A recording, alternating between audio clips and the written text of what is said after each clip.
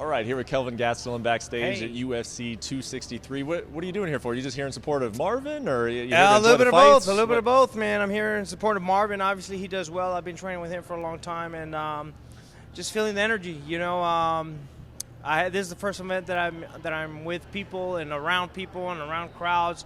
So it's been over a year for me, and it's been pretty badass to be back. You've been missing the crowds, huh? Been missing the crowds, man. Missed the people, missed the fans at the crowds, missed the fans at the arenas. So this is pretty awesome. I don't mind sharing this. I hope you don't mind me sharing this. But when we were talking about your fight, this last fight that you stepped in for on short notice, Yeah. you were even asking me, like, hey, what do you think the chances are that there are fans back? Like, Yeah. Is that something that you just want, or is it also something that you feel like adds to your performances a little bit? Like, how have you felt fighting without fans, and then Yeah, the there's definitely a difference fighting with and without fans. You know, the energy, there's no comparing. There's no comparison. You know, the energy the fans bring is nothing like it in the world, man. This is the greatest feeling in the world to get your hand raised in front of thousands of people and millions watching at home, man. I'm excited to be here. Well, there's some deja vu, kind of this last situation with you stepping in for Paulo Costa. Now you're Yeah. fighting Jared Cannonier in August. You stepped in for Paulo Costa earlier against Robert Whittaker. Right.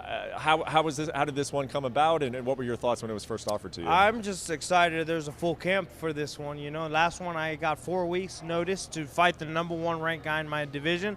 Now I get to fight the number 4 ranked guy with a full camp, and I'm excited. I'm excited to show the world what I can do with a full camp, with a full 9-10 weeks of preparation, and really get in there and just work, man. Really show what I can do. I still believe I can do the job. And if I didn't believe it, I wouldn't say it. You know, I still believe it in my heart that I can still get the job done, be champion, and get the job done. Is that difficult sometimes to believe in your heart that you could still be the best in the world when you have lost 4 of your last 5? Is it hard sometimes? It has been, but you know what? I'm committed to make myself right. I'm committed to prove myself right, is what I mean, and prove everybody around me that believes in me and has put in the work in me around me right as well, because I believe it in my heart as well. If I didn't, I wouldn't say it. I'd be just this little shy dog, just like, all right, it is what it is. You've had a long career, and we all know that you don't make excuses. But what impact do you think having a short camp, fighting an opponent like Robert Whittaker, had on your performance? I think a lot of things, you know what I mean? I think more time to strategize, more time to really think things out instead of just kind of working, you know, kind of going on autopilot and just working. Instead, at this time, we get more time to strategize, think about what we're doing, why we're doing it, and just kind of game plan a little bit better. Have you looked at Jared Cannonier much? Not a whole lot, to be honest, not a whole lot. What has like anything ever stood out to him? Or are you kind of like you kind of unfamiliar with him? He's still got 8 weeks, of course. But Yeah, I'm still a little bit unfamiliar with him. I'm gonna have to go back and do a little bit of homework on him. I know he's coming down from heavyweight. He's gonna be a strong dude, but I mean, I really have not been keeping my eye on him too much. No. What do you think a win over Jared Cannonier though proves for you?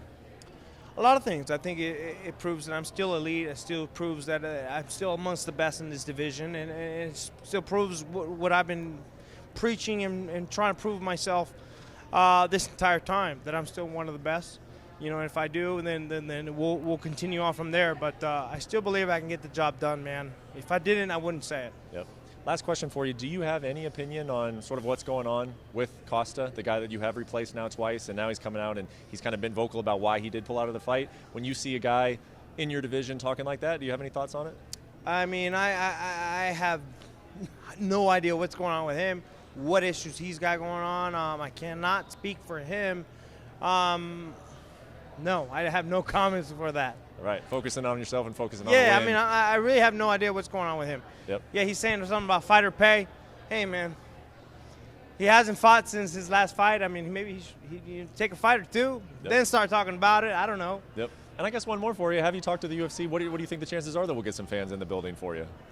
Man, I honestly don't know. Hopefully we get the fans behind us, get us over at the T-Mobile, get a packed house that night. Yep. Good to see you down here in Arizona, man. Thank you, see man. you in August. Appreciate you guys. Take care. Thank you for watching ESPN on YouTube. For live streaming sports and premium content, subscribe to ESPN+.